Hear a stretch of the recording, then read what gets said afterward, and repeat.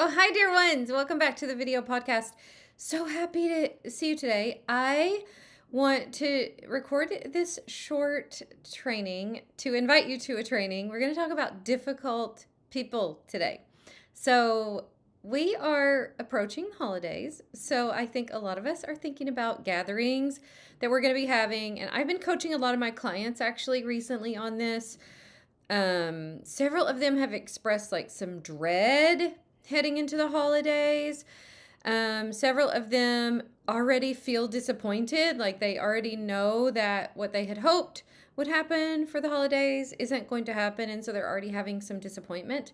And a lot of that stems around the way they think about other people. Now, it's so easy for all of us to say, oh, there's this person in my life that is hard to get along with, or there's this person in my life that is difficult. And although that is probably true, we probably all have people in our lives that we could argue a case for how difficult they are. But my question for us is this: is that way of thinking about them serving us? And what I have found, and what I'm going to show you Monday or Tuesday in this class, is that what happens is that the thoughts that you have about that other person end up showing up in your own life. And I've seen this over and over again in my own life, and I've seen it over and over in my clients.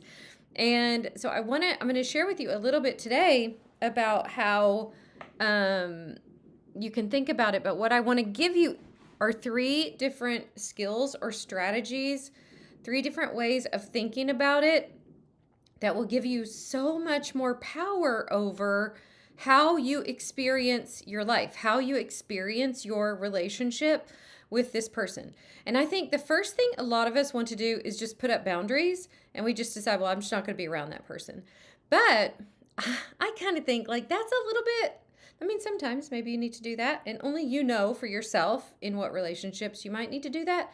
But what I have found is that when we get better at our own emotional resilience, and when we get better at the skills of relationship building and showing up how we really want to show up in the world, and working on our own emotional strength and emotional resilience, we really don't need to have a lot of boundaries.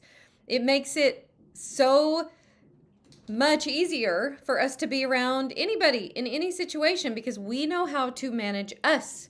We know how to show up how we want to show up. And so I love this topic. I love this topic, especially this time of year, because I think for a lot of us, the holidays can be charged with, unwelcome feelings and unwelcome thoughts. And we anticipate that there might be conflict or whatever, and nobody loves that. And so I want to give us some tools that we can use to enjoy the holiday, to enjoy not just the holiday, y'all, but to enjoy every day. Because if we keep telling ourselves that it's because of this person or it's this person's fault that, I'm not enjoying myself, then I think it becomes way harder for us to create the life that we want, for us to experience life in the way that we want to experience it. So, a lot of us attribute the pain that we feel or the discomfort we feel or the disappointment that we feel to the difficult people, the pain that they're causing us or whatever. And I think we could everybody just raise your virtual hand if you're like, yeah, I'm thinking of somebody right now. Most of us could say, yes, we have these people, right? And I want you to think of the person that is the hardest for you to get along with. Maybe it's somebody at work. Maybe it's somebody who lives in your immediate family. Maybe it's somebody you're going to see next week at Thanksgiving. And I want you to think about this person, and I want you to think about the hardest part of being around them. Now, as you think about this person, I want you to ask yourself, what is it you don't like about them, right? And as we do this, and I will teach about this a little more on Tuesday, as we do this, what we realize is it's the thoughts in our head that we're thinking about this person while we're with this person that make it hard for us. And it makes it hard for us not just to enjoy being with ourselves when we're with this person, but it makes it hard for us even to really know who this person is because we just come with all kinds of walls up, or we come with all these preconceived ideas. We've maybe been around this person multiple times and we think we know what they're about, just all of those things that can contribute to it. And I think that when we really lean in and pay attention, what we notice is that we don't like who we are being around this person. We don't like how we're showing up. We're like, oh, when I'm around this person, I don't even feel like I can really be myself. When I'm around this person, I shut down. When I'm around this person, I do this. And usually it boils down to that we don't like who we are being when we're around people that we deem as hard or difficult.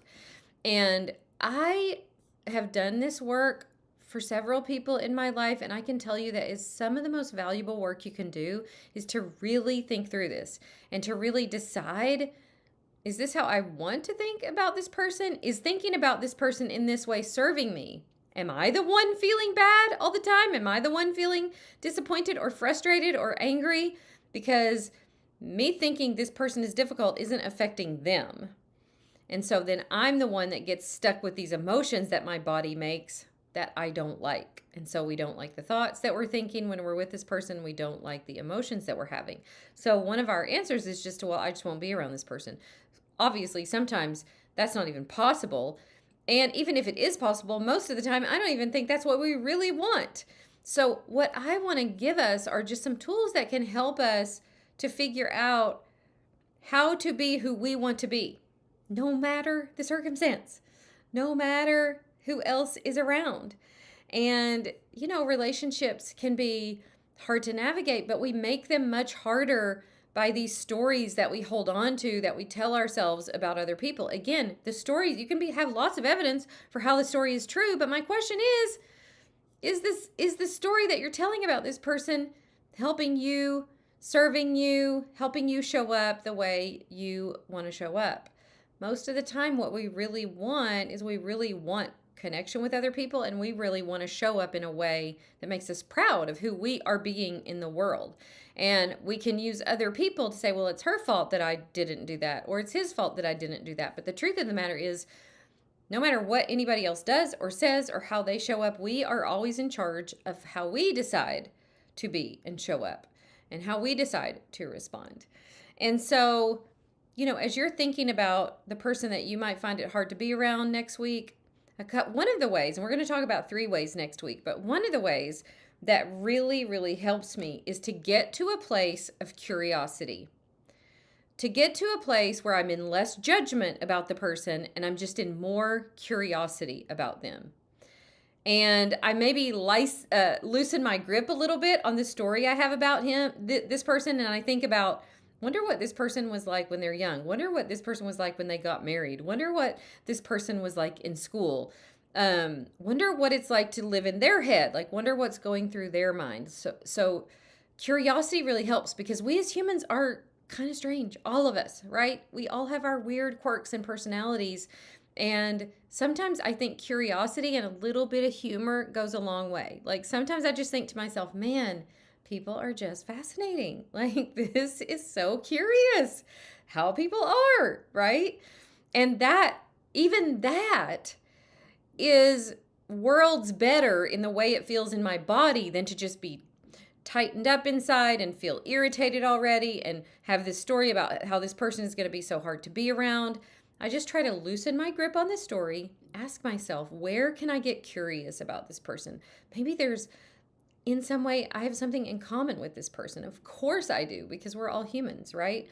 Maybe you have a crazy Aunt Mabel and you've just never given much thought to, how she turned out that way and what her life might have been like. And a lot of times that I find that when we're curious about people and we lean in versus pull back and put up walls, what we learn about the other person and what we learn about ourselves can be super valuable.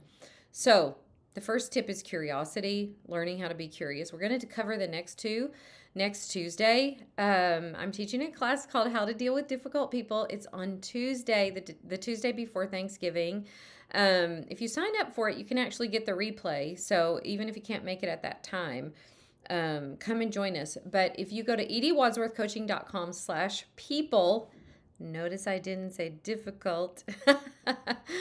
You can get the link, the Zoom link, and we will have so much fun. This is going to be fun, you guys. We're gonna really enjoy ourselves as we think about and discuss the difficult people. So come and join us. And we will give you the 2 other tips then. And I think it will really, really help you as you head into the holidays, but even as you live your everyday life with the people that are in your life, with the people that you work with. I think this is really going to help you and give some tools to you that you can use in every relationship. I think after spending whatever it takes, 45 minutes together, this will instantly, what I'm going to share with you, especially number 3, is going to instantly improve every relationship that you have. And so I can't wait to see you. I hope you can join us live, but if you can't join us live, don't worry about that. You can get the replay for it, ediewadsworthcoaching.com/people. All right. I'll see you then. Bye, y'all.